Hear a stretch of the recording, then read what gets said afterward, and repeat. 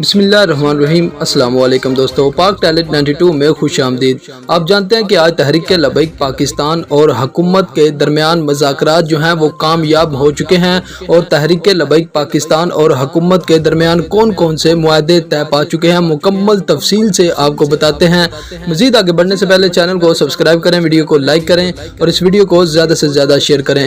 ناظرین، سب سے پہلے تو فرانس کے سفیر کے معاملے سے بات شروع ہوئی اور تحریک لبیک پاکستان نے یہ اصرار کیا کہ فرانس کے سفیر کو فی الفور نکالا جائے، جس کے بعد حکومت کی جانب سے یہ کہا گیا کہ اس کو دوبارہ سے اسمبلی میں پیش کیا جائے گا اور اس پر ووٹنگ ہوئے گی۔ جیسے تحریک لبیک پاکستان کے ساتھ جو پہلے معاہدہ ہوا تھا، سیم اسی کی طرح یہ معاہدہ طے پا گیا ہے کہ فرانس کے سفیر کا مسئلہ جو ہے وہ پارلیمنٹ کے ذریعے حل کیا جائے گا۔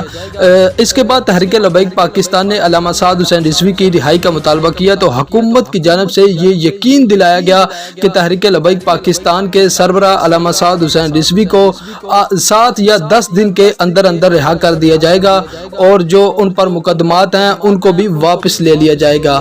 اس کے بعد تحریک لبیک پاکستان کو حکومت نے جو کالعدم کیا تھا اس پر بھی بات ہوئی کہ تحریک لبیک پاکستان کو کالعدم سے نکالا جائے گا اور تحریک لبیک پاکستان اپنی سیاسی جو سرگرمیاں ہیں ان کو بحال کر سکے گی، الیکشن لڑ سکے گی اور اپنی جو کمپین ہے وہ بھی کر سکے گی۔ اس کے علاوہ تحریک لبیک پاکستان کی جو مجلس شورا گرفتار ہے، جو کارکنان گرفتار ہیں، ان کے جو مقدمات ہیں ان کو بھی واپس لیا جائے گا اور 7 سے 10 دن کے اندر اندر ان کو رہا کر دیا جائے گا۔